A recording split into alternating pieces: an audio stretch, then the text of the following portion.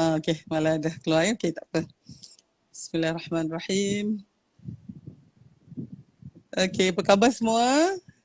Selamat datang ke Akademi Dr. Har.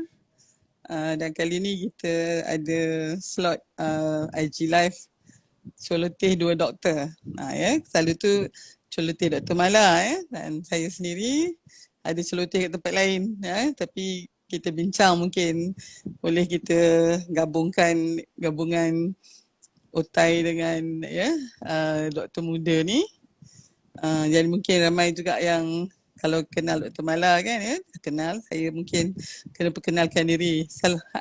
Hai, Mala boleh dengar? Boleh. Hi Prof, how are you? Good evening.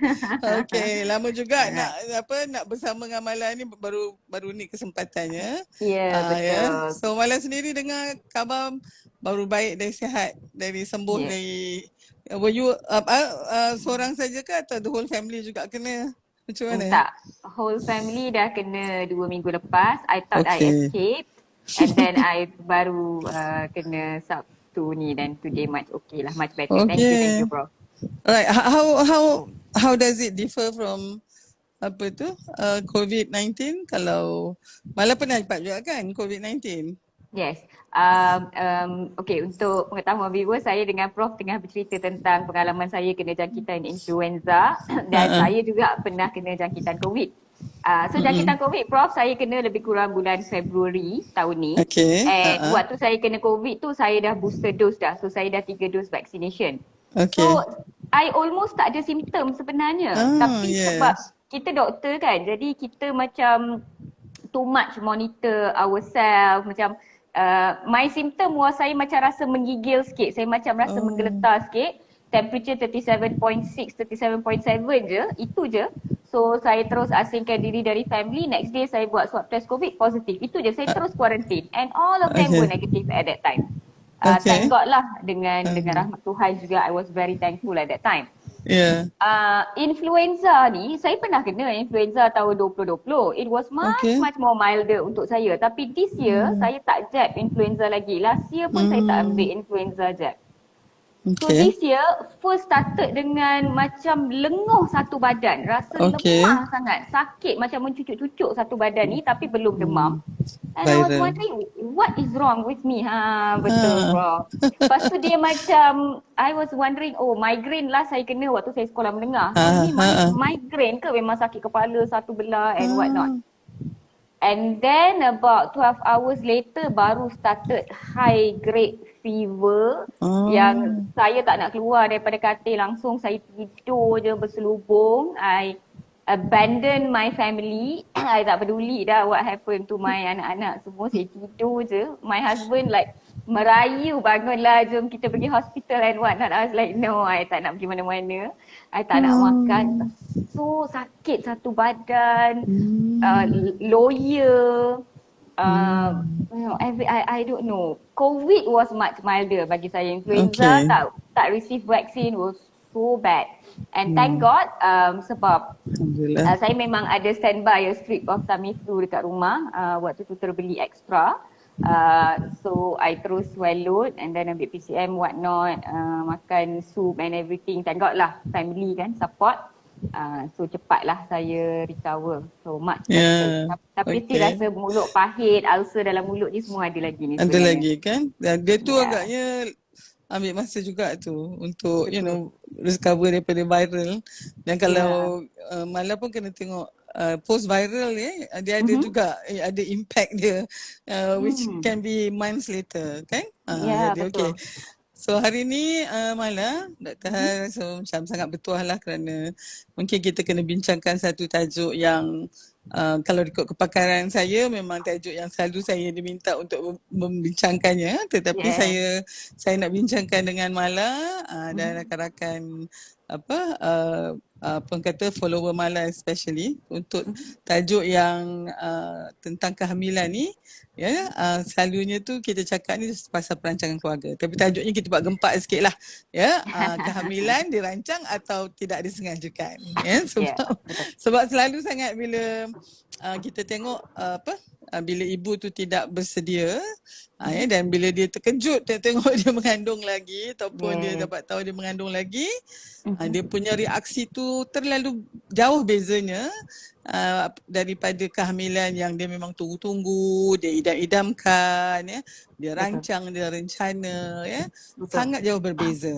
Jadi mungkin kita kena bincangkan tu hari ni malah sebab ada kebezanya tu, kenapa antara kehamilan yang dirancang, diingin-inginkan dan dikehendaki dibandingkan dengan kehamilan yang tidak sengajakan. Jadi format kita santai je kan, celotin namanya pun kan. Tapi sebagai orang yang otai ni, saya bukalah peluang untuk Mala mungkin kalau nak tanya. Dan kalau Mala nak jampuk-jampuk juga pun why not kan. So jadi mungkin sebab Mala tu ada dua cahaya mata kan. Tapi mungkin nak tambah juga tu kalau tak pun masa tak ada. Dah tutup kilang dah Prof. Okey. Tetapi mungkin pada usia Mala ni mungkin ramai juga yang masih akan orang kata hamil lagi kan. Jadi mungkin kita bincangkan tu. Silakan Mala kalau ada apa-apa yang Mala nak tanyakan kat Dr. Har ni. Silakan. Okay, so saya nak bagi intro sikit tentang pengalaman saya sendiri tentang kehamilan yang terancang dan tak rancang. Okay, bagus. Mesti ramai ingat saya nak cakap pasal anak-anak saya. Sebelum tu saya nak cakap pasal diri saya sendiri. Saya sendiri anak accident sebenarnya. Okay. So, saya ada 2 orang kakak, dua-dua perempuan juga. So saya anak ketiga yang perempuan juga. So dulu tahulah zaman dulu-dulu tak ada scan, tak tahu jantina anak semua kan. So mak ayah saya memang tak plan untuk dapat anak ketiga waktu tu. They were not kaya raya, they were not doing very good. So sebenarnya diorang tak plan lagi untuk anak berikutnya. So saya memang tiba, kehamilan tu memang tiba pada waktu yang tak sesuai lah. Maksudnya saya tiba pada waktu yang tak sesuai. So diorang memang undecided at that time. So bila saya lahir tengok perempuan lagi, so sebenarnya memang diorang tak excited lah, that's the truth. Jadi sepanjang saya lahir dan saya membesar dan sebagainya, sebenarnya sedikit sebanyak saya sebenarnya terkesan. Sebenarnya ibu-ibu dekat luar sana, sebelum kita bercakap tentang diri kita, bayi itu sendiri. Saya sebenarnya sebagai anak yang tak terancang, anak accident lah orang kata sebenarnya ada kesan sebab bila kehamilan tu, bila anak tu macam Prof kata kita rancang, kita excited, kita tunggu mesti kita dah as parents kan kita beli barang, kita plan nak buat akikah, kita nak buat birthday dan sebagainya. So saya sebagai seorang kanak-kanak, saya tak go through semua perkara tu. Of course saya langsung tidak menyalahkan ibu bapa saya. In fact, you all pernah tengok posting-posting saya yang saya akan cakap sebenarnya antara 4 orang adik-beradik saya anak kesayangan parents saya. I always say that as a sour grape sebenarnya sebab nak menyedapkan hati saya sendiri. Sebab saya tahu saya anak accident. Tapi malah mak saya akan lebihkan saya sebab saya kurus, saya kecil dan sebagainya dan saya keluar rumah awal pergi boarding school. Tapi ia sedikit sebanyak memberi kesan sebab banyak perkara dalam hidup kita tidak diraikan dan tidak mengexcitedkan parents kita macam adik-beradik kita yang lain. So kepada ibu bapa di luar sana, ingatnya untuk kita mungkin mereka hanya seorang lagi anak, satu lagi kandungan, tetapi untuk anak tu itu adalah diri mereka, itu adalah sejarah dia, itu adalah permulaan dia. Exactly. So kalau sebagai ibu bapa, permulaan tu kita dah bagi sedikit sebanyak parut. Saya langsung tak salahkan parents saya because zaman dulu tak ada informasi yang ada sekarang, tak ada awareness yang ada sekarang. Mak saya ibu biasa dengan pendidikan taraf biasa dan saya 1001% bersyukur dengan apa yang ibu bapa saya bagi saya, terutamanya apa yang mak saya korbankan untuk diri saya. Tetapi jika ada apa-apa yang boleh diubah dalam hidup saya, I would say saya harap saya hadir dalam hidup parents saya dalam keadaan yang lebih diraikan. Itu je. So to parents out there, dengarlah apa Prof yang nak cakap. So saya nak tanya Prof, kenapa kita kena rancang keluarga Prof sebenarnya dari ONG point of view? Okay, kalau cerita Mala macam tu tapi kita sangat bertuah kerana Mala ada kan, mana mak ayah kita walaupun mungkin tak bersedia tetapi bila dah tahu ada kehamilan dalam rahim tu, maka dia teruskan juga. Kalau tak kita tak dapat Dr. Mala hari ni ya. Okey. So terima kasih pada mak ayah Mala juga kan. Tapi mungkin orang zaman dulu memang macam tu. Walaupun anak tu orang kata accident ke apa ke, dia akan teruskan juga ya, sebab sedikit ya dia punya kepasrahan dia tu ya, keyakinan dia kepada rezeki daripada Tuhan, dan juga suasana ketika tu mungkin tidak berapa kompetitif macam sekarang malah. Ya, tapi kalau sekarang ni ya mungkin kalau ada keadaan begitu, ibu ayah ni dia punya penolakan atau rejection dia tu mungkin lebih sikit. Ya, dan okey, kalau Mala tadi bercerita tu, saya nak minta izin untuk cerita saya pula. Saya lahir 56 tahun yang lepas, tahun 66. Alhamdulillah dah bersara pun ni Mala. Saya dah bersara secara umur 56 baru ni kan. Saya ingat nak buat kerja-kerja yang lain. Alhamdulillah ya, kerja-kerja. Mana bersara tu dari sudut rasminya sajalah, tapi kerja lain nak buat juga. Tapi masa saya lahir tu, saya anak yang ke-6 ya, daripada 8 orang adik-beradik ya. Ibu saya masa tu dan ayah saya dah ada 5 orang anak ya, dan ketika tu ibu saya tiba-tiba dia dapati ada jarak yang agak jauh daripada anak yang selalu tu macam 2-3 tahun dah mengandung ya, selalunya 3 tahun lah ya, ibu saya menyusukan anak-anak dia. Jadi bila abang saya yang kelima, tunggu ni bila nak mengandung lagi kan, dia tengok dah masuk tahun ketiga tak tak mengandung lagi. Masuk tahun keempat pun tak lagi. Jadi yelah, orang dulu ni walaupun dah ada 5 anak ni malah mak saya dah tunggu sangat dah ya, bila agaknya nak hamil ni kan ya. Dan abang saya pun masa tu dah memang ya, dah mula besar dah, nakal lah budak lelaki kan. Dia kata ish, nak kena bagi adik ni dia ni kan, bagi dia. Dan mak saya nak sangat anak perempuan. Ya, dia nak sangat anak perempuan kata gitu. Jadi masuk tahun yang kelima tu ya, saya lahir tahun 66, abang saya tahun 61. Jadi masuk tahun kelima tu baru mak saya mengandung. Dan ketika itu ya, mak dan ayah saya memang rupanya memang tunggu sangat ya, nakkan kepada kehamilan ni tau. Jadi bila, dan ketika tu pula ya, mak saya memang ketika tu arwah bapak saya memang dah ya, tahap ekonomi ya dah semakin baik sebab dah bekerja ya. Masa tu ayah saya jadi qadi ya, jadi duduk kat kuartus kerajaan macam tu lah. Dan ayah saya ketika tu, orang dulu kan malah dia tak cakap I love you macam sekarang lah kan, I love you darling ayang tu tak. Tapi kita ni sebagai isteri kena tengok apa dia ya, tanda-tanda yang menunjukkan bahawa suami tu sayang kita. Jadi mak saya kata masa dia mengandung, bapa saya upahkan 2 orang untuk masak, menyapu. Mak saya duduk macam permaisuri saja. Jadi masa tu mak saya rasa macam bapa saya betul-betul sayangkan saya ya. Walaupun yang 5 lagi tu walaupun yelah ya, tapi itu satu kelebihan yang ada ketika tu ya. Dan kerana nak sangat anak perempuan ni, mak saya dengan arwah bapak saya dah letakkan, dah cari nama untuk saya masa saya 5 bulan dalam kandungan. Ni nak jawab soalan Mala tadi. Antara kehamilan yang kita tunggu-tunggu ya, kita rancang-rancang, dan mungkin kehamilan yang kita belum bersedia atau tidak, kita katakan tidak sengaja tadi kan. Jadi nama saya ni, mak saya nak Haliza. Tapi dia tak cakap dengan bapak saya ya. Bapak saya pula nak Halina. Jadi tapi tak cerita juga dekat ibu saya. Jadi bila lahirlah anak tu perempuan, memang bergaduh lah sekejap kan. Tapi arwah bapak saya di atas ya penghargaan dia pada bonda saya, dan juga ya dia letakkannya dua-dua. Jadi Halina, Haliza. Lepas itu tahun 66 tu nama tu selalunya orang nama ya Siti Rohani, Siti Fatimah macam tu saja kan ya, macam kakak-kakak saya lah. Tapi yang ini tiba-tiba tak begitu, dan itu adalah saya kira ya disebabkan oleh punyalah nak menanti-nanti. Dan saya sendiri secara peribadi saya rasa apa orang kata, kegembiraan ataupun ya rasa nak sangat kehamilan itu, dia memang mempunyai satu impak yang sangat positif dalam diri saya.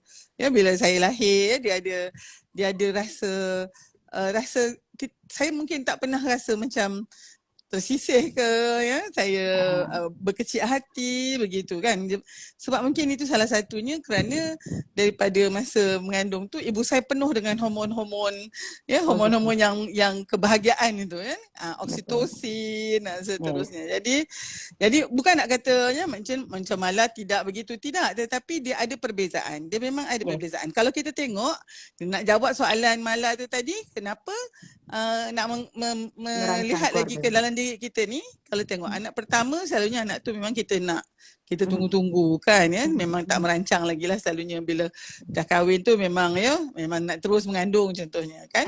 Happy sangat bila mengandung tu. Pergi check urine tu sama-sama kan, masuk dalam bilik air, check tengok ya. Oh kalau positif takat gambar letak kat sockmat semua kena tengok lah urine test kita tu. Lepas tu pergi datang ultrasound. Yang ni selalu saya buat ni yang kehamilan yang nak ni ya. Kita buat ultrasound baru nampak kecil je. Dah kata wow ya. Dah memang happy sangat dah. Kita kata ni jantung dia dengan nampak berdegup tapi baru 6 minggu. Tapi kadang ibu bapa ni ingat dah macam itu macam muka ayang lah. Saya kata saya pun tak tahu mana kepala mana badan lagi ya. Dan kalau boleh memang datang je mesti nak ultrasound ya. Lepas tu yelah ya persediaan dia tu suami pun datang juga untuk follow up, beli baju tadi macam Mala kata. Tetapi katalah anak kedua dia tak sangka. Anak pertama baru 6 bulan atau kadang ada yang 4-5 bulan saja ya. Dapat period sekali tengok dah mengandung lagi. Kandungan kedua ni dia memang berbeza sangat dengan yang pertama. Yang kedua ni dia tak datang pun jumpa doktor sampailah ya mungkin rupanya dia mengandung. Dia tak tahu pun dia mengandung sampai 5 bulan kadang-kadang kan. Dan bila kita tanya dulu 5 bulan mengandung tu dah 3-4 kali datang jumpa doktor. Yang ini dia baru sekali. Itu pun kita tanya semua benda dia lupa. Ya, cara pemakanan dia apa semua tak samalah dengan yang pertama. Dan bila anak tu lahir yang paling saya sedihkan malah yang ni lah ya. Kalau kita tengok bayi baru lahir ya, kalau dekat ward tu kita tengok dia pakai baju yang mungkin bukan baju barulah ya, baju yang lusuh. Ya, dan kita tahu baju ni mungkin baju kakak dia ke atau abang dia. Karena saya sebut juga ya kepada puan-puan yang macam ni puan, kalau boleh hari pertama ni pakaikanlah baju yang baru ya, baju yang yalah, bukan yang mahal-mahal, baju baru untuk dia. Alah doktor, dia kata kakak dia ada rapat sangat ni doktor, kakak dia baru setahun 2 bulan ni keluar adik dia. Gaya dia bercakap tu pun macam tu. Saya kan saya tengok bayi tu saya sedih sangat, saya rasa macam betul lah malah ya, kenapa kita kena merancang keluarga tu kerana itulah permulaan yang paling baik untuk anak kita. Kita janganlah ingat kita ni kata tak apa doktor saya nak beranak tiap-tiap tahun, lepas tu nanti baru saya dah dapat 5 lepas tu saya berhenti. Dia bukannya kira macam tu ya, dia kalau kita tengok dalam Quran pun malah ya, penyusuan bayi itu ya, yang penuh adalah 2 tahun. Ya, selepas 2 tahun, maknanya dalam tempoh 2 tahun ni kalau boleh ya kita elakkan daripada kehamilan supaya cukuplah kita mengandung menyusukan. Dah habis menyusukan 2 tahun tu baru kita mengandung. Jadi bila lahir adik dia, kakak atau abang ni dah 2 tahun 9 bulan atau 2 tahun setengah lah. Ya. Dan 2 tahun setengah ke atas tu kan malah anak-anak 2 tahun setengah ke atas ni dia tahu dia adalah abang atau kakak. Tapi kalau kurang daripada tu dia sendiri tak tahu dia tu abang ke kakak. Ya, jadi nanti kan apa yang berlaku adalah sibling rivalry ya, maknanya ya pertelingkahan ataupun pertandingan persaingan antara adik-beradik. Ya, mak pula anak tadi tu dan kalau kita tengok kan ada second child syndrome. Dr. Han nak berhenti lepas ni nak bagi Chan kat Malam untuk cakap lagi. Second child syndrome ni adalah apabila dia dapat anak kedua tu dia memang sangat berbeza dengan anak pertama. Anak pertama ni cerdik, keletah ya, pergi tadika tu memang nampaklah personality dia tu kan, tapi adik dia ni sangat berbeza. Ya, dan macam very dull, lepas tu diam aja kan. Lepas tu nanti cikgu dekat tadika kata ya, cakap kat kita ni kan, akak Angah ni lain lah, Salong tu kan cerdik, keletah kan. Si Angah ni dia tak macam diam aja. Kita pula nanti dalam kereta kita Angah, kenapa Angah macam tu? Kan jadi macam Along. Bermulalah dia punya comparison sepanjang hayat dia. Dan itulah antara sebabnya second child syndrome adalah kerana dia seringkali dikandung ya atau hamilnya anak kedua tu dalam keadaan ibu dan ayahnya belum bersedia lagi. Berhenti kat situ dulu. Betul. Saya sangat setuju dengan second child syndrome yang Prof tekankan tadi tu. Saya pernah jumpa banyak dalam personal life saya, dalam kehidupan kawan-kawan, selama kita membesar kan, dalam keluarga besar kita sendiri kan. So saya pernah tengok banyak, dan bila kita belajar medical, kita belajar psikologi, saya pun suka banyak membaca tentang benda-benda ni. Even before kahwin, before saya jadi mak pun, ni adalah psikologi, ni adalah topik yang saya suka baca. So second child syndrome ni sesuatu yang sebenarnya bukan nak kata it's there, it's proven, and dia banyak affect kehidupan individu itu sebagai seorang individu, dalam kerjaya dia, dalam self esteem dia, dia punya keyakinan diri, macam mana dia bawa diri dia, macam mana dia berpakaian, segala-galanya sebenarnya. So saya ni macam saya cakap tadi, sebab saya sendiri anak accident, dan saya pernah tengok macam mana orang yang lebih tua dalam hidup saya, macam mana bila diorang kahwin, diorang mula-mula anak pertama tu Prof, lama kena tunggu. Sebab kita kan sekarang banyak infertility ni is quite common kan. Jadi bila anak pertama tu dia kena tunggu lama, setahun, 2 tahun, 2 tahun setengah, kadang-kadang 3 tahun ya, ada yang lebih, terpaksa tunggu lama dan baru mengandungkan anak sulung.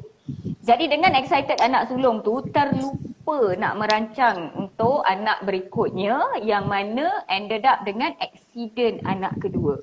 So saya, macam saya cakap tadi, sebab saya ada parut sendiri, of course saya nak tekankan lagi, saya langsung tak salahkan parents saya atau keluarga saya, tetapi it's there, kita tak boleh deny. So saya make sure lepas anak sulung saya planning. Saya ambil contraception. Saya make sure saya ambil, dan saya make sure bila anak saya plan bila nak dapat anak kedua. Dan saya make sure kami suami isteri bersedia, rumah bersedia, keluarga bersedia, dan saya rancang, dan rancangan saya tu God pun granted my wishes, yang mana bila saya bersalin dan saya berpantang anak kedua, anak pertama saya pergi tadika. Just nice. So dalam chaos kita, yalah pantang anak kedua ni dia penat sikit, sebab kita nak jaga anak sulung, kita nak jaga anak kedua juga. Kita tak nak anak sulung rasa, oh ada adik baru sekarang mami tak sayang saya, tapi at the same time kita kena berikan kasih sayang yang sama banyak untuk baby baru juga. Betul. So strategi saya adalah at least tengah hari kakak pergi sekolah balik. So bila adik tidur petang tu, so it was just nice for me, and rumah pun dah bersedia, suami pun dah bersedia, mak pun ada jaga pantang. So saya rasa I have done justice kepada dua-dua anak saya. Saya dah buat yang terbaik. Saya tak tahulah apa dia orang akan cakap dalam live 30 tahun akan datang dengan prof lain yang dia orang akan sembang. I don't know. Tapi saya nak tanya dekat prof, pengalaman prof. Saya yang nak tanya prof kan? Pengalaman Prof. Dalam Prof punya pengalaman, apa yang terjadi bila mereka tak merancang keluarga-keluarga, terutamanya keluarga muda, keluarga dalam bandar, bila mereka tak merancang, apa akibat dia Prof? Baik, okey. Saya mungkin sebelum saya jawab tu Mala, kita ada yang pasal second child ni kan, Muaz Dan ada tanya, tak semua second child macam tu kan ya, dan dia juga bertanya kalau dirancang. Memang betul, sebenarnya selalunya second child syndrome ni adalah kalau misalnya kelahiran tu kurang dari 2 tahun beza antara anak pertama kedua, dan selalunya ya malah ada satu kajian, ada beberapa kajian tunjukkan kalau jantina anak tu juga sama, maknanya kalau kakak ya perempuan atau laki-laki, dan kebanyakan kalau kerap ni pula dia memang selalunya sama jantina ya. Kebetulannya lah, mungkin disebabkan oleh macam-macam cara ya, kan seks anak tu juga lebih kurang serupa. Tapi kalau misalnya katalah yang pertama ni lelaki, yang kedua perempuan atau sebaliknya ya, walaupun dalam 2 tahun macam itu, second child syndrome ni mungkin kurang sikit sebab cara kita membesarkan anak lelaki dan perempuan dia berbeza.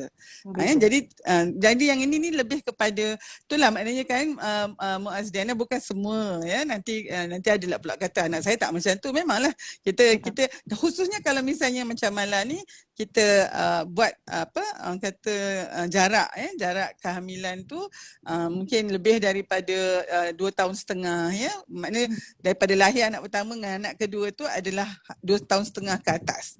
Yang itu tu memang yang paling baik sebab anak tu dah mula dia ada perasaan bahawa itu adalah adik dia dan dia dah mula makin independent. Tapi kurang daripada tu, ni yang saya nak katakan ni ya, anak ya sebenarnya bila ibu ni soalan Malat yang kedua tadi, apa yang berlaku kalau tidak merancang ya, kita dapati kesannya tu ada kepada kesemuanya ya, maknanya kita sebut tentang ibu dulu. Ibu sebenarnya dia perlukan masa ya, yang tadi itulah ya 2 tahun selepas kehamilan yang pertama tu untuk kembali kepada dia punya orang kata keadaan sebelum dia hamil anak pertama tadi ya. Kalau dari sudut fisiologi, pre-pregnancy tu mungkin dalam 6 minggu boleh lah. Tetapi kita bukan cakap dari sudut fizikal saja. Yang paling penting adalah adjustment kita kepada anak ni. Kita tak pernah jadi ibu sebelum tu kan.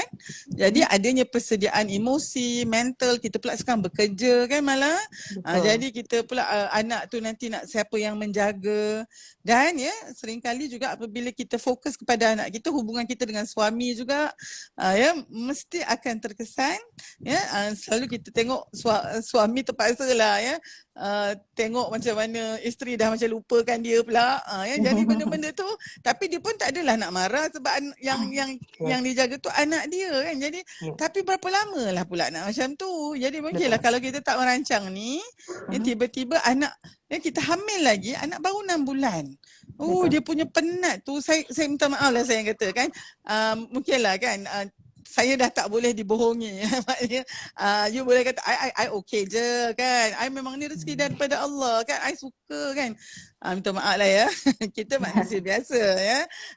Dia kalau tidak tu tak banyak sikit timbul perasaan Allah nak mengandung lagi ke kan dia rasa macam tu sebab mengandung ni memanglah kan dah lah 9 bulan lepas tu melahirkannya pula nanti kan dalam pantangnya dan lepas tu anak tu sangat bergantung dengan kita ya, jadi tolonglah ibu-ibu please lah kan be kind to yourself ya, maknanya bukannya nak kena compete dengan siapa-siapa pun.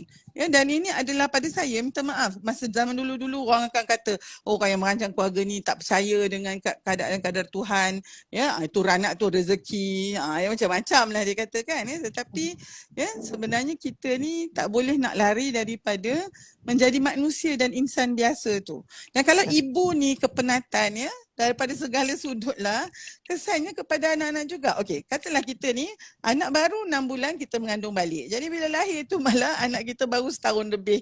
Ya, mungkinlah ya setahun setengah tak sampai lagi kan dah dapat adik.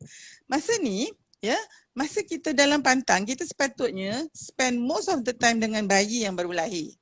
Tetapi ya, apa yang berlaku kalau kehamilan yang sangat kerap ni ya, anak ni pula sebelum ni kan mama dia selalu pergi kerja kan, tiba-tiba mak dia ada di rumah, so kan dia punya clingy lah dengan mak dia ni ya, yang nombor satu ni ya, semua nak dengan mak. Sebenarnya dia tak tunggu sampai mak dia melahirkan. Masa mak tu mengandung pun anak yang kecil ni dia dah ada sixth sense tau. Dia dah mulalah macam ya merengek, demam ya macam itulah kan. Pasal dia tahu agaknya alahai mak, kalau boleh bercakap lah malah agaknya dia cakapkan lah mak tunggulah Sat bagi saya besar sikit lah. tapi sebab dia tak ni kita pun ingat dia okey, dia tak okey sebenarnya ya. Jadi itu yang nanti akhirnya kita hanya banyak menghabiskan masa dengan anak yang nombor satu tu juga tau. Dengan yang bayi ni dia senang je kita susukan, lepas tu kita bagilah dekat ya, kita punya mak yang jaga pantang tu ataupun kita punya ya pembantu rumah kan. Dan akhirnya waktu tu patutnya bonding dengan yang baby yang kecil ni. Dah itu pun tak juga. Kan ya. Jadi ni juga saya nak tegur kalau misalnya yang menyusukan anak ya, dia susukan anak tapi dia ingat itulah kaedah mengancam keluarga, tengok dia mengandung juga dan akhirnya dia menyusu juga sambil dia mengandung juga ya, yang itu tu lagilah kesan dia kepada ya apa orang kata simpanan zat-zat yang ada di dalam badan dia tu pun sekarang dah. Jadi tolonglah kan. Dan yang tadi tu saya sangat nak tekankan ni hubungan kita suami isteri tu ya, maknanya dan saya nak kata terus terang ni, bila kita hamil hubungan kita suami isteri khususnya ya hubungan seksual semua tu ada kesan dia.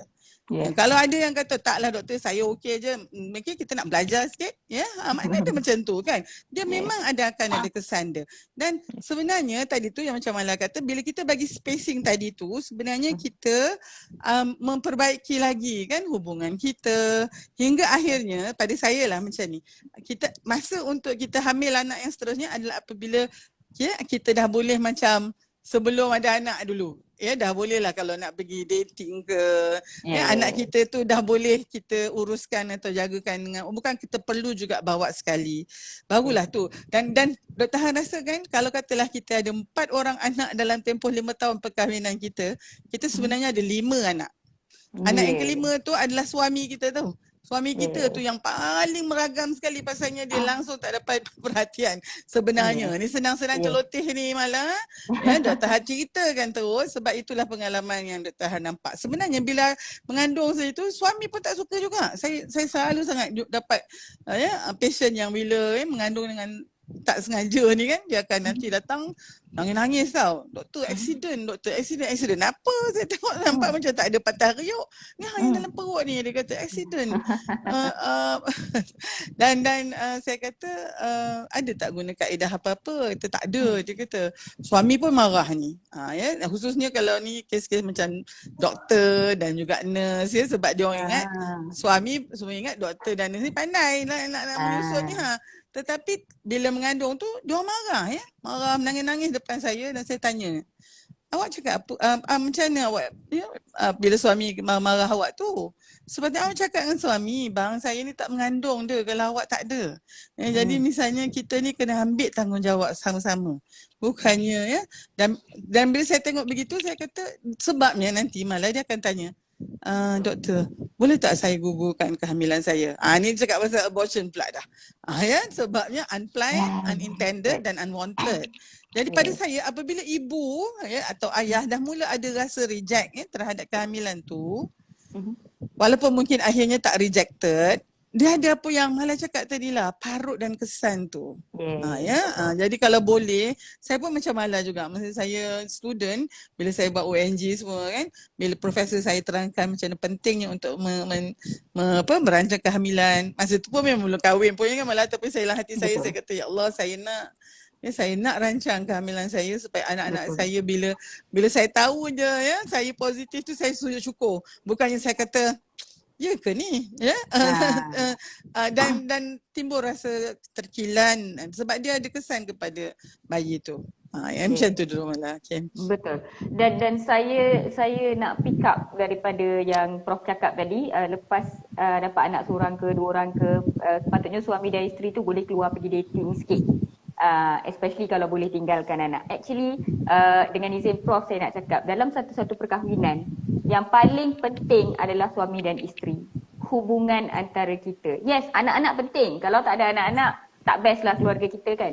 Ada juga couple yang sewife walaupun tak ada cahaya mata. Tetapi kebanyakan couple memang nak cahaya mata. So children are part of life. Diorang akan datang dalam 20 hingga 25 tahun dalam hidup mereka bersama dengan kita. Lepas tu mereka akan move on. Kita suami isteri yang kena hidup selama-lamanya, 40 tahun, 50 tahun, 60 tahun macam Prof dah retire. The relationship is between suami dan isteri. Kanak-kanak ni sementara saja. Yes, diorang adalah maksud hidup kita. Bila kita dah jadi mak, kita rasa macam itulah benda yang paling penting dalam hidup. Kita terlampau fokus kadang-kadang. Tapi sehingga kita boleh take a step back, kita boleh tengok balik dunia, kita boleh cari balik lipstick, pakai balik eyeliner, cari balik dress yang cantik, tak cakap dekat husband, habis jom pergi dating. Selagi kita tak boleh buat macam tu, cuba untuk tidak pergi ke next pregnancy. Sebab kalau kita tak boleh nak patch up the love dan romance antara suami isteri, then tak guna dapat anak. Sebab the basis of kita lahirkan cahaya mata sepatutnya cinta. Sorry lah dah cakap pasal anak ni terpaksa lah. Semua dah besar, dah kahwin, dah belajar biologi, dah tahu dah semua ni, nothing new. So itu sebenarnya bagi saya adalah perkara yang sangat penting bila kita nak fikir untuk merancang, sebab kita nak masa sesama suami isteri, di samping kita nak beri masa kepada anak tu tadi untuk dia dapatkan kasih sayang yang secukupnya. Dia dibelai, dicium, nenek atuk belikan mainan dan pakaian untuk dia. Dia jadi anak emas dalam family tu at least lah untuk 2-3 tahun. Sebelum dia pass the baton kepada adik dia. So Prof, the next question. So macam mana nak merancang? Kita dah tahu merancang ni penting. Macam mana nak merancang? Apa kaedah-kaedah yang best, yang Prof suggest dan yang Prof not so suggest? Okey. Baik. Selalunya soalan yang ni kita akan tanya kepada ibu yang dah melahirkan anak, ya. Sebenarnya sebelum tu pun lagi. Khususnya kepada yang anak yang pertama, kita dah mula bincang. Ya, ada beberapa soalan. Pertama kita tanya dia berapa ramai agaknya saiz anak, saiz keluarga ni yang diidamkan. Bila saiz tu maknanya kita 2, lepas tu ada berapa anak tu, ya. Ada orang memang nak saiz anak besar, ya. Dan mungkin okey kalau misalnya isteri pun baru umur 24, suami pun baru 26, ya. Jadi selalunya itu sampai bila yang usia paling yang kita tak galakkan lagi umur 40 lah. Jadi dia ada lagi 16 tahun contohnya kan. Tapi kalau misalnya 16 tahun tu kita jarakkan 2 atau 3 tahun begitu, mungkinlah 4 atau 5, ya. Okey, hari ni pun tak ada lagi dah orang yang nak anak 12 macam tu, ya. Jadi mungkin 4 atau 5 tu mungkin dah cukup ramai lah, ya. Jadi tapi kalau kita baru kahwin tu umur 33, dah lah pula tinggal lagi 7 tahun saja kan. Jadi mungkin bolehlah agaknya 2 atau 3 lagi. So itu sangat penting. Dan malah untuk merancang ni kita kena dua-dua husband and wife kena on the same page tau. Maksud dia ya, maknanya bukannya isteri saja yang nak mengandung, suami tak mau lagi, ya, ataupun suami je yang nak sangat anak, isteri tak nak lagi. Dia kena dua-dua orang on the same page. Konsep kita adalah we are pregnant. Dia bukan lagi isteri saya je yang pregnant kan. Kita we are pregnant. Okay, so satu saiz. Keduanya kita akan tanya, okay, apakah jarak kehamilan, berapa tahun antara satu anak ke satu anak tu. Selalunya Prohan akan bincang ni dengan mereka yang hamil kali pertama. Mungkin dia macam terkejut tau. Dia kata, alah tak apalah doktor, kita tengoklah kalau nak ramai pun tak apa, kalau tak ramai pun apa nak boleh buat. Dan saya katakan bahawa sebenarnya merancang keluarga ini adalah sebahagian daripada tanggungjawab, ya, dua suami isteri tu. Maknanya yang benda yang kita bincang ni memang kena bincang dulu. Jadi sebab tu bila katalah dia kata okey doktor, sekarang ni saya nampak tak ada lagi orang yang kata, oh saya tak apa kalau tiap-tiap tahun beranak. Tak ada. Dia tak ada kata seorang Januari, seorang lagi Disember, tak ada. paling biasa, oh doktor saya nak mungkin kehamilan akan datang 2-3 tahun lagi. Okey, itu dah soalan yang kedua. Yang ketiga saya akan katakan macam mana cara yang puan dengan suami dah bincangkan bagaimana nak jarakkan tu. Sebab rahim kita ni malah dia tak ikut cakap mulut kita. Dia kata okey ya, kamu kan rahim saya tak mau lagi ada isi selagi anak ni tak 2 tahun, dia tak ikut dah. Dan yang penting kalau ada je benih lelaki suami tu sperma, ada juga over, maka kalau tidak ada protection 80% daripada wanita pasangan yang tidak ada menggunakan kaedah merancang keluarga akan hamil juga tahun yang tersebut. Katalah ada 100 Jadi memanglah terutama antara kita ni alhamdulillah mungkin sihat keduanya. Jadi itulah makna as fertile as the Apple Valley. Mungkin ada yang kata so what? No, kita kena bincang dalam konteks alhamdulillah kita berikan kesuburan tu. Ada orang yang mungkin cuba nak dapat tak dapat. So kita ni jadi tapi merancang keluarga ini adalah satu sifat tanggungjawab yang tinggi sebenarnya, khususnya bila kita kena menyediakan segala keperluan. Sebelum nak pergi teruskan, malah lupa pula ada 5 keupayaan yang mesti kita penuhi sebelum kita nak orang kata memulakan keluarga dengan ada anak tu. Okay, yang ini applicable untuk setiap kehamilan. Maksudnya setiap kehamilan you have to see this checklist ni. Pertama adalah dari sudut fizikal, kesihatan tubuh badan fizikal. khususnya ibu lah. So ibu kalau yang ada darah tinggi ya, mungkin ada juga ya muda-muda darah tinggi, ada yang kencing manis, ada juga yang ya sakit jantung, ada sakit buah pinggang ya, ataupun mungkin diuji dengan kanser contohnya. Semua tu kena tahu, ambil apa maklum dulu, kena tanya doktor dulu. Doktor pakar yang menjaga kita dan doktor ya sakit puan ya untuk tengok sama ada boleh atau tidak mengandung. Yang ni kita panggil pre-pregnancy counselling ya Mala. Okey, itu F yang pertama, fizikal. Yang kedua adalah kesediaan emosi. Yang ni jangan kita sebut. Tahu kita yalah kan tak tahu ada tak suami yang ya suami misali ni yang akan tanya, "Ayang, adakah ayang sudah bersedia secara emosi untuk hamil lagi?" Kalau ada lah malah saya nak bagi trofi kat dia. Ya sebabnya selalunya kesediaan emosi ni kita jarang kita perhatikan. Ya maknanya seolah-olah macam senang aja nak beranak dan mengandung ni. Ya, emosi ibu tu ya mungkin itu yang kadang-kadang kalau misalnya emosi ibu ni tertekan ya masa dia hamil, apapunlah alasan dia, itu yang nanti mungkin meningkatlah ya kadar psikosis ataupun postpartum depression tu. Ya meroyan tu ya dia ada kaitan dan kadang-kadang ikut pengalaman Prohad, kebanyakan yang meroyan tu bila kita tanya ya kita selidik rupanya dia memang belum bersedia nak hamil. Jadi ini adalah kesediaan emosi. Yang ketiga adalah masa. Ya, kita mesti punya masa untuk kita luangkan. Hari ni saya sedih betul malah kita mungkin ada anak tapi sebenarnya tak ada masa pun. Ya, yang ini Dr. Han ingat lagi Dr. Han menjaga puan yang dah kiranya menopause kan. Jadi puan ni sangat ceria sebenarnya dia ni dan masa satu visit tu dia kata, doktor saya kesian juga tengok mak-mak muda kat blok saya tu, saya nak jagalah dah bersara semua saya jaga. Okey, saya kata tapi puan kena ingat tau puan jangan sampai kesihatan puan sendiri.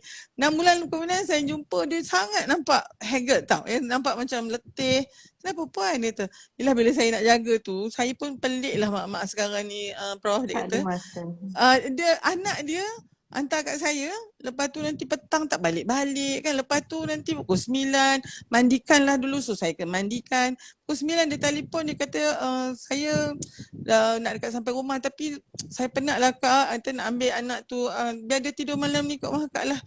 Besok je saya ambil anak. Jadi dia akhirnya dia rasa itu maknanya memang tak ada masa tu. Ya, dan dalam konteks ini saya nak minta maaf, saya nak bagi mungkin ya kepada mereka yang PJJ ni ya, perkahwinan jarak jauh ya, long distance relationship. Masa tu sangat orang kata sikit lah ya kalau misalnya dalam perkahwinan yang begini, khususnya kalau ada kehamilan dan anak yang ya ada di dalam keluarga kecil ni. Yang keempat adalah ekonomi. Of course everything money is not everything but everything needs money. Ekonomi ni penting ya, dan kena ada kesediaan ekonominya tu. Dan yang kelima adalah sokongan sosial. So kalau kita tengok ya daripada tu F physical, E emosi, M itu masa, E yang satu lagi itu ekonomi dan S itu adalah social. Dia jadi famous. Ya kena ada famous ni tau. So setiap kali katalah kita dah ada anak seorang, ya, bila kita nak ada anak yang seorang lagi tu, kita tengok famous ni juga.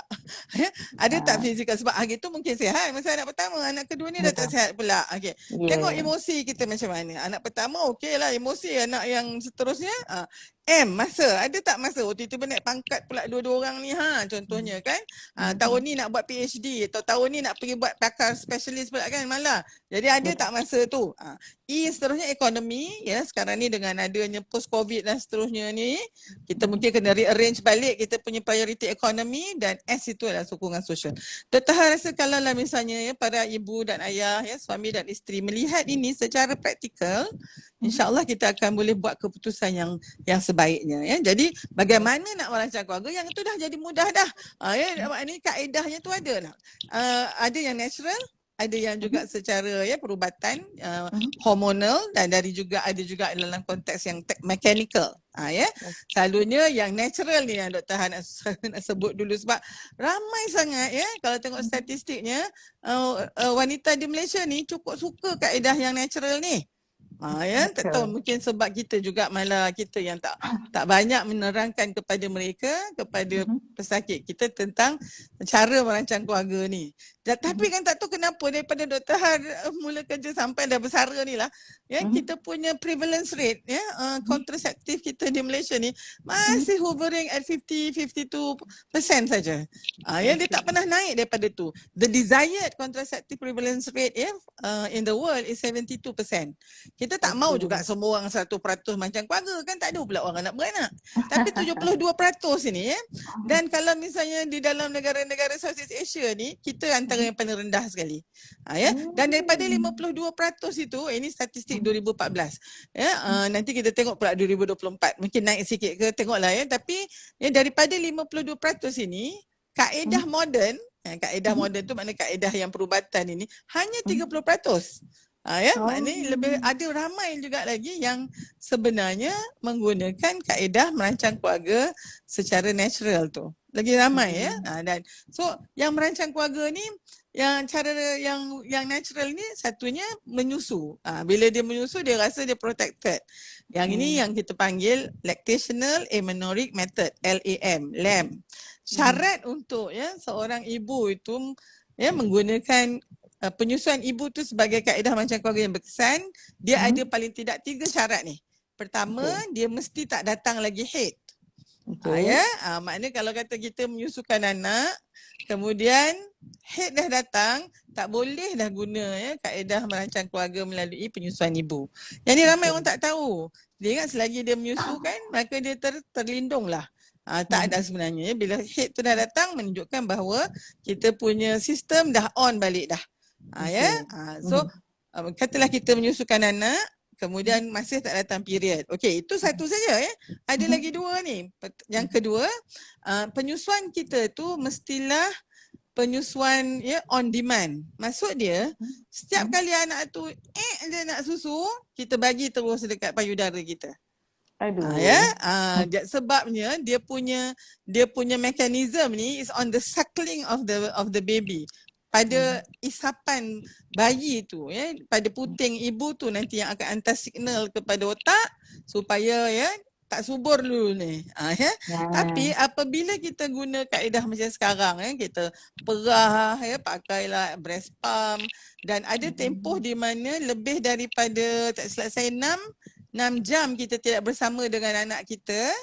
Ya, maknanya of course kalau anak tu dengan kita aja dalam 6 jam tu mungkin dah 2 kali dia menyusu. Tetapi ni kita pergi kerja kan. Jadi anak kita tidak menyusu dengan kita, walaupun kita ketuk anak saya fully breastfed, doktor. Anak saya memang minum susu badan aja. Yalah, kita expresskan susu tu dan bawa balik bagi dia minum. Tetapi the fact that dia tidak menyusu direct daripada kita tu sebenarnya sangat, ya, sangat itu yang menyebabkan kita punya sistem badan kita kembali macam normal. Dia tak pun bagi tahu dia yang dia sebenarnya sedang menyusukan bayi.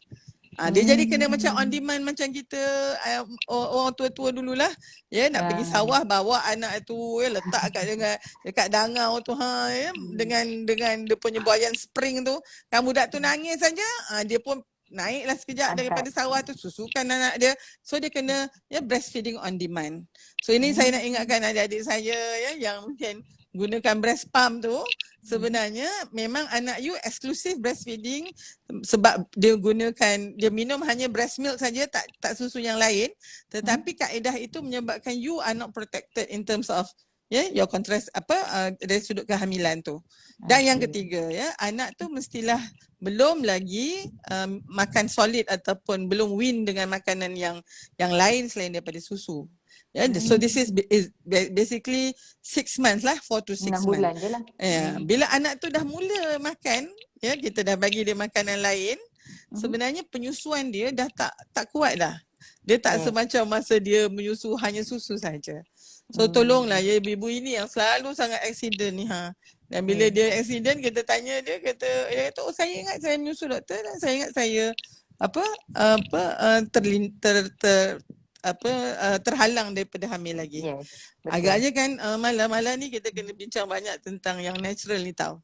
Sebabnya kalau yang pil dan seterusnya tu kita boleh bincangkan waktu lain, ataupun kita boleh dia orang boleh dapatkan maklumat ni daripada doktor ya, dan juga ya di dalam dalam website kita pun banyak tu sebenarnya. Tetapi yang natural ni, okey, apa lagi satu lagi kaedah ya, iaitu withdrawal method. Minta maaf ya, saya mungkin hari ni cerita cakap yang agak orang kata tak sedap didengar sikit, ataupun buang luar ya, buang luar. Dan minta maaf, saya pernah lah bila saya tanya puan-puan guna kaedah apa puan? TAP doktor. Saya kata apa TAP ni ya? Rupanya tembak atas perut. Maknanya suami ni ejaculate tidak di dalam rahim, dalam vagina tu, tetapi dalam faraj, tapi kat perut. Jadi saya ni maklumlah, dah lah jadi pakar konsultan, saya jaga kontraseptif pula tu, klinik kontraseptif tu bawah koordinasi saya. Tiba-tiba ada pula kaedah yang saya tak tahu ni apa dia, rupanya TAP tu ya, tembak atas perut. Okay, withdrawal methods ni pula, dia mungkin satu kaedah yang kita kata natural. Ya, tak payahlah nak guna ni. Dan tapi saya nak ingatkan bahawa air mani suami ya, yang ejakulasi tu memang itulah yang paling banyak sekali, ada 60 million sperm kat situ kan secara normal ya. Kalau bilangan sperma yang paling rendah untuk menghamilkan wanita adalah 20 juta ya. Anything less than 20 million per ejaculate, mana dalam sekali kancutan itu besar kemungkinan isteri tak boleh hamil. Ya, sebab tak cukup banyaklah ya untuk ya, sebenarnya sperma yang sampai kepada ovum kita tu adalah sperma yang memang terpilih malah. Ya, ovum kita memanglah ya, benih wanita ni dia keluar daripada kita punya ovum tu, dia masuk dalam tiub tu, dia tunggu sperma ya. Jadi sperma yang tu memang sperma yang paling kuat sekali lah, paling hebat sekali. Itulah kita, saya dan Mala ni adalah hasil daripada sperma yang kuat tu, dan juga ya kualiti ovum ibu kita yang sangat baik. Jadi oleh sebab tu ya, kalau misalnya tembak tu kita kata maknanya kita tak letakkan dekat dalam tumpahkan di dalam vagina kita, maka kita tak hamil lah. Jangan lupa ya, kalau misalnya ada air mani yang keluar ya sebelum pancutan tu, itu pun dah berjuta-juta juga tu spermanya. Dan selalu sebab dia kaedah ini berkaitan dengan hubungan kelamin tersebut, ada masa mungkin boleh dikeluarkan, ada masa tak sempat. Dan ianya sangat tak natural juga ya. Dan saya nak ingatkan ya, tuan-tuan, kalau ada tuan-tuan yang mendengar ni, kalau nak gunakan kaedah withdrawal ini, kena dapat izin ya daripada isteri. Selama ni kita selalu ingat isteri je lah, kalau nak makan pil ke, nak buat apa-apa ni semua kena tanya suami. Tapi sebenarnya ada hadis sahih ni ya, Rasulullah SAW memang mengingatkan ya, bahawa kalau misalnya nak melakukan azal ataupun ya withdrawal ni, kena dapatkan konsen ataupun persetujuan daripada isteri, kerana dia mempengaruhi ya kualiti hubungan seks tersebut. Ni ya, mana tak boleh je orang lelaki tiba-tiba. Dan juga yang satu lagi adalah kondom. Ya, kondom ni, kalau kondom ni sebenarnya kan malah dia ada kondom wanita, kondom lelaki juga tau ya. Tetapi yang setakat ni ya, Prohar baca tu kajian mengenai kondom wanita yang sebenarnya dia of course apabila ya masa HIV tengah meningkat tu, jadi wanita nak kena pertahankan diri dia orang, ada ramai lelaki yang tak nak pakai kondom, so dia orang ya perkenalkan kondom wanita. Yang ini kajian itu dibuat oleh United Nations di Thailand. Saya ingat lagi ya, Thailand. Tetapi kaedah tu tidak disukai, kerana kondom wanita ni dia lebih messy lah. Sebabnya dia tak berapa, dan orang wanita tu sendiri pun rasa tak berselesa ya. Jadi apa yang bila kita sebut tentang kondom ini kaedah mechanical juga sebenarnya, barrier methods, yang itu adalah kondom lelaki selalunya ya. So kita katakan ianya apabila sperma itu tidak tumpah di dalam vagina isteri, kan? Dan tetapi kondom ni juga kena tahu macam mana cara memakainya. Yang ini Dr. Han rasa kita bukan boleh bagi je kondom tu, bagi kat isteri, so bagi kat suami. Ya, sebenarnya kita memang kena mungkinlah bacalah instruction saja. Sebenarnya tidak, dia kena juga diterangkan kerana ada masanya kondom tu dia boleh pecah. Ya, pecah di dalam dan oleh sebab tu ya rahim sperma tumpah juga kat dalam faraj tu. Ya, apa pula kita nak buat dia kalau perempuan kalau katalah kondom pecah. Ada cara dia, mesti pastikan bahawa ya kita kalau belon tu kan dia ada pecah dia tu, dia masih tertinggal di dalam badan. Ya, masa kita kena keluarkan juga, otherwise dia akan menyebabkan discharge yang lama. Yang ni doktor dah jumpa a few times ni. Ya, discharge, bau yang ni kita tengok ya, bila kita buat pemeriksaan tu ada cebisan ya, cebisan getah belon ya, kondom tu tadi yang tertinggal. Ya, jadi sebenarnya banyaklah ya cara-cara ni yang mana kita suka-suka macam kita ingat boleh pakai saja sajalah ya. Jadi kaedah yang ni tadi, maknanya kaedah yang buang luar, kaedah yang penyusuan tadi tu ya, ataupun kondom ini dia mempunyai kadar kegagalan yang lebih tinggi daripada bila kita guna hormon. Dan selalu sangat hormon ni nanti doktor, hormon ni okey ke doktor? Dia macam ni lah ya puan-puan ya, tuan-tuan semua. Kalau ubat ni dia membahayakan, kami takkan bagi. Betul. Kan ya, yang kita ni bukannya saya saja nak bahagi gitu. Ada yang kata nanti gemuk. Okey. Yang ini ni dalam 7 benua di atas muka bumi ni ya, kalau katakan pasal hormon merancang keluarga ni semua kata akan menjadi gemuk. Itu yang sebabkan tak maulah kan ya. Sebenarnya kalau ikutkan hormon itu memang mempunyai hormon seks ya. Hormon seksual ni dia memang dia ada bahan yang akan meningkatkan berat badan. Tapi ya, ini satu yang saya nak kena bagi tahu. Secara pukul rata berat badan yang meningkat ya hanyalah lebih kurang 1 ke 1.5 kilogram. Itu kalau betul-betul nak kata berat badan kita tu meningkat disebabkan oleh hormon tadi. Tapi kenapa yang macam kena pam-pam jangan doktor? Dia kan sebabnya disiplin kita ya. Kita kadang lepas bersalin tu memang selera makan lebih sikit kan. Berat badan kita masa hamil hari tu nak turun balik tu sangat susah. Ya, kita pun mungkinlah ada macam-macam kan perubahan umur kita pun makin meningkat. Tapi bila katalah naik kita punya weighing scale tu, ni mesti pil yang Dr. Halina bagilah ni. Itu dia walaupun sebenarnya banyaknya tu faktor-faktor lain ya. Jadi hormon ni pula ada yang makan ya, ada yang mungkin kita letakkan sebagai implan ya. Yang itu kalau untuk bertahun-tahun, ada juga yang ya kita inject ya, buat injection. So ada juga yang alat dalam rahim, masuk dalam rongga rahim. Ada juga yang alat itu diberikan pula hormon. Yang ini untuk 5 tahun begitu ya. Jadi dia sebenarnya beginilah, lagi mahal tu sebenarnya lagi berkesan lah. Dan dia mungkin juga lebih lama.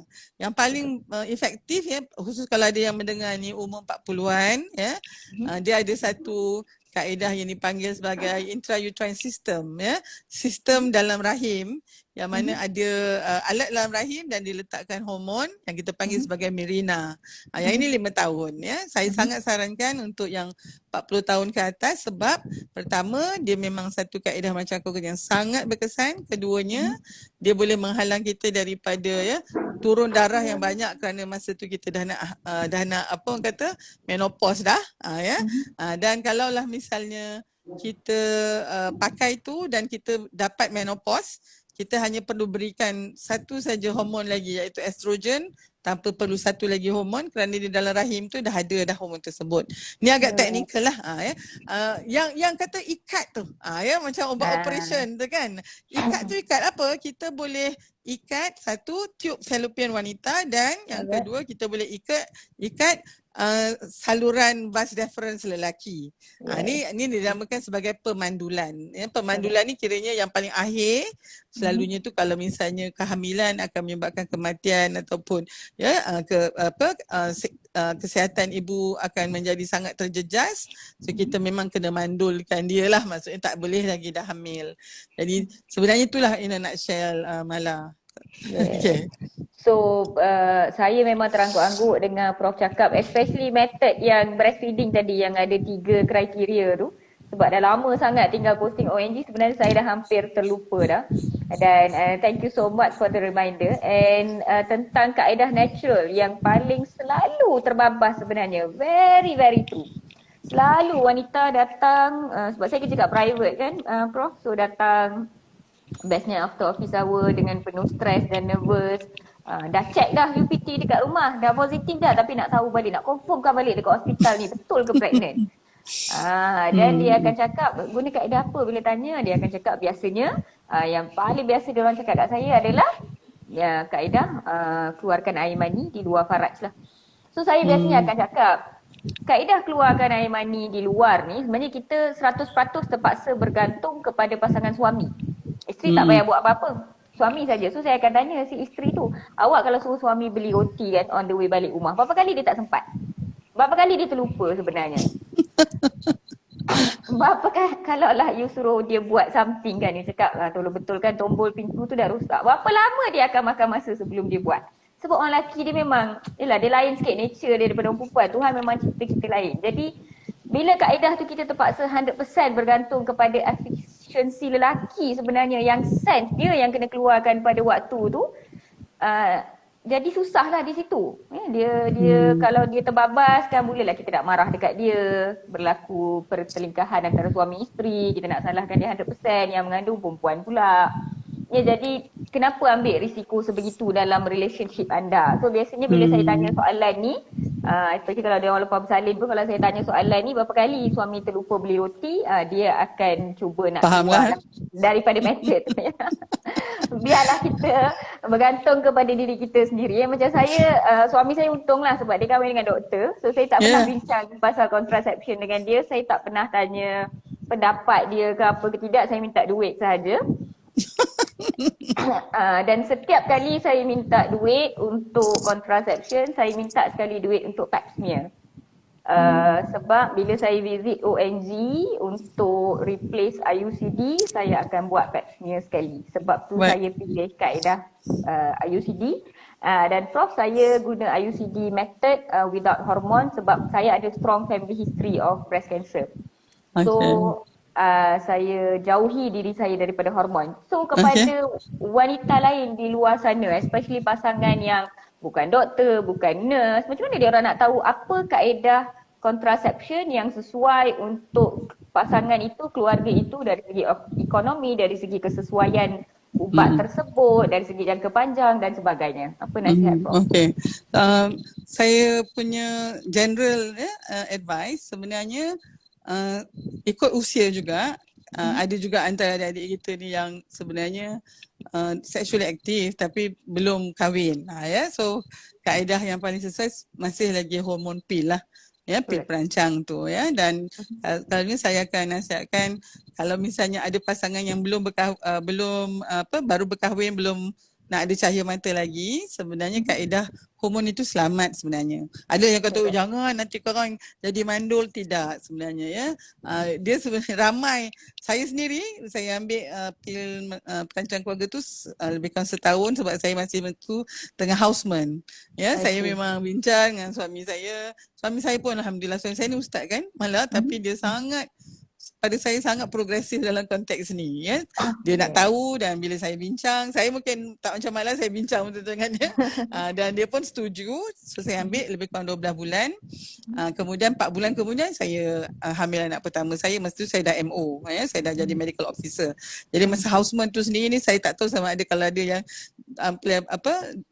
rakan-rakan yang baru mula kerja, lepas tu kahwin pula. Jadi mungkin pada saya kehamilan tu kita tangguhkan sekejap, paling tidaknya mungkin dalam setahun itu atau 6 bulan itu tak ada dulu anak, tak ada dulu kehamilan. So itu hormon yang biasa.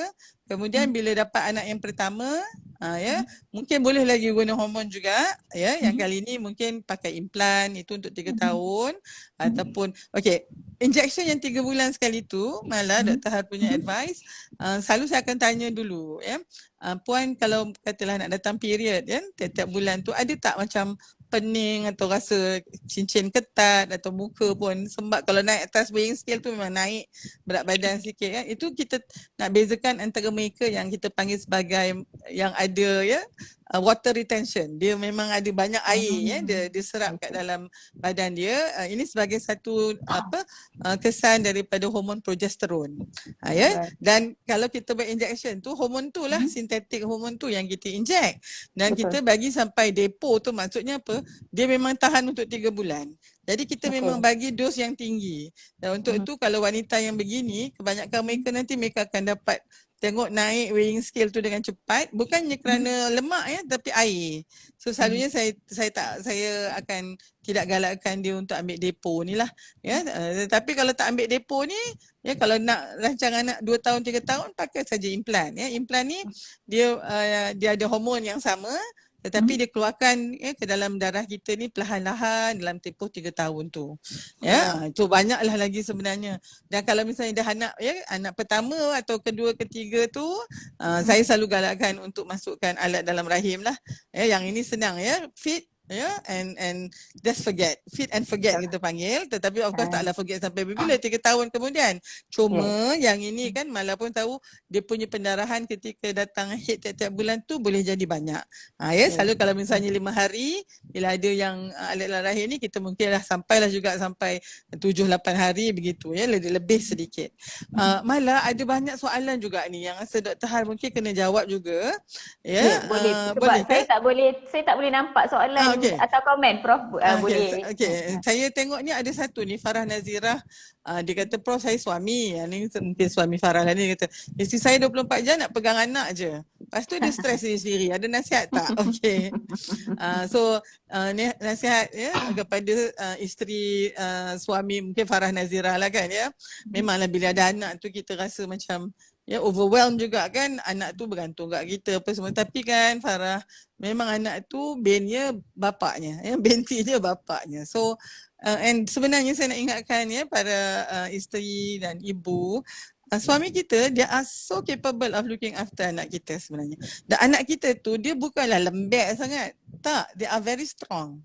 Jadi biarkan suami kita pegang ya anak tu, mandikan sama ya. Sebabnya kita pun kena rehat juga. Dan diorang bukannya tak nak tolong kan. Untuk siapa yang ada anak yang dah besar-besar sikit, tinggalkan kadang-kadang anak tu dengan suami. Ya, tak adanya mati budak tu dah. Ya, dan misalnya sekali-sekala tak apalah kot kalau dia ya jadi kelengkabut sikit. Tapi you know kita kan tahu kan malah bila anak-anak kita dengan bapak dia lain, dia orang punya fun tu kan. So Farah bagi suami tu pegang anak tu ya, tak payah 24 jam dengan kita aja. Okey. Ada lagi tadi satu lagi since Mala tak nampak, saya scrollkan ya Mala. Okey. So ada tadi tentang depo ni. Okey ni daripada Haniul Najdah ya, dia kata, doktor macam mana kalau kita guna depo bila bersama suami tak guna kondom dan kita rasa was-was dan nak ambil emergency pill, boleh ke? Sebab guna depo pun ada possibility pregnant. Okey. Ni ada jenis juga yang sangat takut mengandung ni ya. Jadi kalau boleh dia nak pakai semua-semua. Okey. Hani selalunya kalau dah pakai depo ni, insya-Allah kita sebenarnya protected. Ya. Depo ni pula dia satu lagi kesan dia menyebabkan kita tak datang haid. Yang ini pula selalulah malah kan. Ada yang ya, doktor saya ni tak datang haid ni sebab mengandung ke? Ni selalu kalau dia datang macam tu, saya tahu doktor yang bagi dia injection tu tak cerita habis ya apa kesan depo tu ya. Sebenarnya siapa yang ambil depo ni Hani, dia punya, of course lah saya tak boleh kata 100% dia jamin takkan hamil, tak boleh. Ya, sebabnya kita ni semua ikhtiar kita lah ya. Kita plan, tapi yang Allah yang menentukan ya. Jadi tapi kalau pandangan saya, kalau dah ada depo tu sebenarnya dah selamat tu ya. Kalau suami tak pakai kondom pun tak apa. Bila yang saya akan nak nasihatkan supaya suami pakai kondom dulu, selalunya kalau misalnya pertama ya, kalau kita nak inject atau nak masuk alat tu, kita kena pastikan puan tak hamil dulu. Ya, jangan pula ya puan selalunya saya akan pastikan masa tengah datang haid ya, baru kita masuk alat dalam rahim pun kena ya dalam hujung-hujung haid kita. Sebab kalau masa tak datang haid sakit nak masukkan tu. lepas kedatangan haid, pangkal rahim kita dia lembut ya dan terbuka sikit. Selalunya hari yang keempat dan kelima ya. Maknanya kita kena pastikan tak hamil. Katalah ada tapi selalunya saya akan ya katalah bila saya bagikan injection ataupun ya bagikan alat rahim tidak.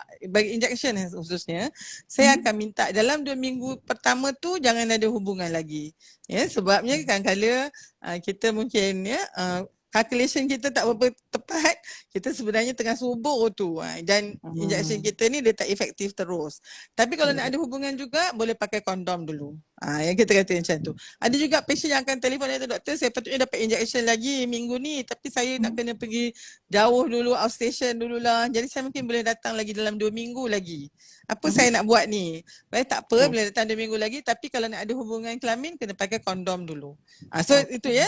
Jadi dia jadi macam pada saya kondom tu kena ada je lah khususnya kalau yang miss pill ini satu pula lagi yang miss pill ni ada antara kita ni kalau misal asyik miss saja pil memanglah kita ni bukan calon untuk makan pil sebabnya pil tu memang kena diambil setiap hari pada waktu yang sama jadi selalunya kalau pil perancang tu doktor nasihatkan ambil pukul 10 malam macam ni jadi dan katalah terlupalah ambil kena ambil pagi tu juga pukul 6 tu teringat tu pukul 6 dia mesti tidak lebih daripada 12 jam. Jadi sebelum 10 pagi tu masih boleh ambil lagi.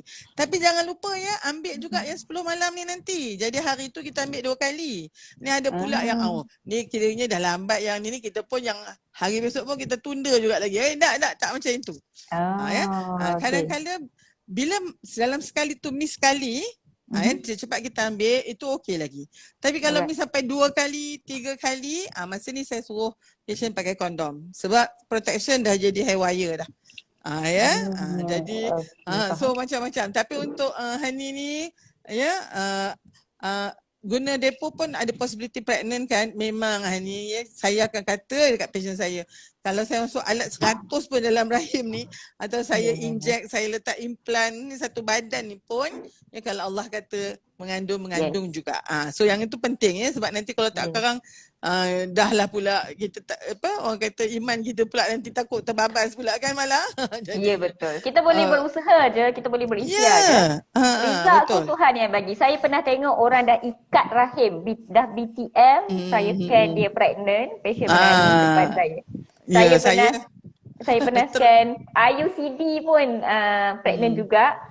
So berlaku kan? Prof mesti pernah banyak jumpa dalam pengalaman. Memang. Dia tu sebabnya kita kalau nak ligate tube kita maksudnya kita nak ikat tu selalunya yang banyak tersambung balik ni adalah yang tube tu diikat sekali dengan kita buat pembedahan cesarean.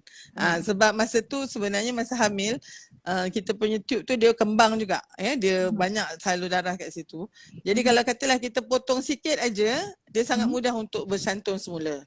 Jadi saya kalau misalnya katalah wanita ni dah hamil kali yang ketiga buat operation kita tak mau lagi dia pregnant dia pun dah cukup. Saya bukan buang sikit je, saya buang semua fimbria tu. Saya buang hampir 1/3 daripada tube tu saya memang buangkan terus supaya dia tak ada bersantum lagi macam itulah. Tapi memang betul macam Mala kata kan masa tu kita insaf lah kita boleh ikhtiar. Tapi kan Mala dia macam ni tau, kalau kita ikhtiar kita ikhtiar ni tapi nak diberi juga oleh Tuhan, kita rasa kita lain tau daripada kita tak ikhtiar kita selalulah misalnya saya dah ikhtiar macam tengok mengandung juga doktor agaknya saya akan katalah agaknya ni nak jadi Perdana Menteri kot Pan contohnya tapi saya lebih banyak tengok yang terkilat ni yang jenis bila kita nasihat kita beri dia tak guna kaedah dengan harapan tak ada kot, saya dah tak mengandung lagi kot lah, dah tua ataupun saya tak akan mengandung lah tengok mengandung masa ni dia kan? Punya itu, kesal tu tinggi. Ya.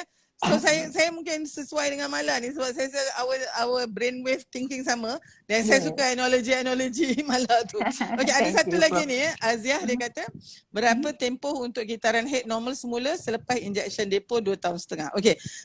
Aziah, kalau kita ambil depo memang nanti tadi kan period kita jadi tak datang tu. Katalah Aziah nak mengandung tahun depan dan sekarang ni dah tengah ambil depo ni saya selalu cadangkan untuk bentikan depo dalam mungkin dalam bulan ni atau bulan depan, tak payah ambil lagi dah, sebab sebenarnya ada memerlukan lebih kurang 4 ke 6 bulan untuk head kita datang balik macam biasa. Jadi itu nasihat ni. Ada satu lagi soalan tadi dari siapa dia kata kenapa orang hari ni suka sangat guna cesarean section kenapa pula tak cara melahirkan biasa, tapi tu mungkin kena jawab waktu yang lain sebab tak berkaitan dengan tajuk hari ni. Saya nak peruntukkan dengan seorang lagi. Siapa ni? Hu Chi dia kata saya makan pil, disiplin pun tersangkut, anak nombor 2 masih fobia. Tu tadi tu makna orang yang mungkin bila makan pil ni orang kata tak tentu, termis saja memang boleh hamil boleh hamil. Satu lagi alat dalam rahim pun malah kalau kita tengok, kalau katalah kadang-kadang bila kita masukkan tu kita tak sampai ke bahagian paling atas rongga rahim tu, it's not a fundal insertion. Yang itu pun kadang-kadang boleh juga walaupun ada alat dalam rahim kemudian dia mengandung juga. So yang itu macam mana nak buat doktor? Selalunya kita tak buang IUCD tu kita biarkan terus saja hamil. Itu menunjukkan bahawa mungkin IUCD tu dah ke bawah sikit. Tu sebab bahagian atas tu boleh ada kehamilan. Adakah dia akan membahayakan kehamilan tu? Selalunya tidak. Tetapi benda ni memang kita akan sentiasa orang kata monitor lah kehamilan yang berlaku dengan adanya juga IUCD. So pendek kata, saya mungkin kita wrap up agaknya malam boleh? Dah pukul 10.17 ni. Sebenarnya bila pun ada 133 live ni, bagus ni, terima kasih lah kepada ni ramai orang kata followers Dr. Mala ni, terima kasih. Saya rasa tajuk-tajuk macam ni kita memang kena banyak bincangkan juga sebab banyak persoalan Cumanya mesej saya, marilah kita sangat konsisten dengan apa yang Mala sebutkan daripada awal. Ini adalah permulaan bagi kehidupan seorang insan. Biarlah anak itu bila dia berada di dalam rahim ibunya, dia dikendaki, ditunggu-tunggu dan juga diidam-idamkan.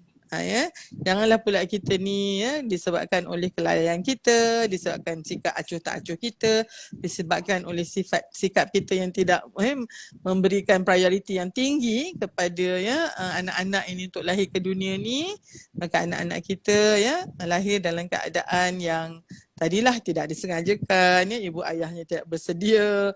Yang bimbang ni kalau emosi ibunya juga terganggu kan. Jadi semua tu kesianlah anak kita tu. Dan saya memang malah yang paling ni saya kesian sangat. Dan on behalf of all the unborn child in this world, saya akan selagi hayat di kandung badan, saya akan bercakap tentang tajuk ini bagi mewakili mereka yang tak ada suara pun dan mudah-mudahan kita termasuk dalam kalangan orang-orang yang mengambil prioriti tinggi dan juga amanah menjadi ibu dan ayah ni sebagai satu yang sangat besar, satu kemuliaan yang kita dapat daripada Tuhan sebenarnya. Okay, itu saja dulu Mala. Kalau kata ada apa-apa Mala. Tak, saya rasa Prof dah sangat fasih, dah wrap up begitu cantik dan saya sangat touch bila Prof kata Prof nak menjadi suara kepada the unborn babies in this world. So saya rasa Prof dengan saya, let's do this kind of sessions more often. Kita bercakap lagi tentang maybe topik-topik yang lain yang sesuai untuk wanita-wanita, adik-adik muda zaman sekarang. Saya pun dah tua guys, dah 40 tahun dah. So, Alhamdulillah. Thank you so much Prof atas jemputan. Thanks. I think terima kasih juga pada Mala. Kita tahu waktu Mala sibuk tetapi kenapa kita ada this? Sebab kita prioritizekan this kind of educational So saya ucap terima kasih Mala. Ada rezeki kita jumpa lagi. Dan celoteh dua doktor berhenti dulu berakhir dulu di sini. Mungkin ada soalan-soalan yang tak dapat saya nak jawab, tapi mungkin kalau boleh tanyakan pada Dr. Mala atau tanya pada saya sendiri, insya-Allah saya akan cuba jawab jugalah. So tu saja dulu. Terima kasih Mala. Terima kasih everyone Thanks Prof. Bye. Dari Dr. Mala. Okay, dan juga Dr. Har. Okay. Bye.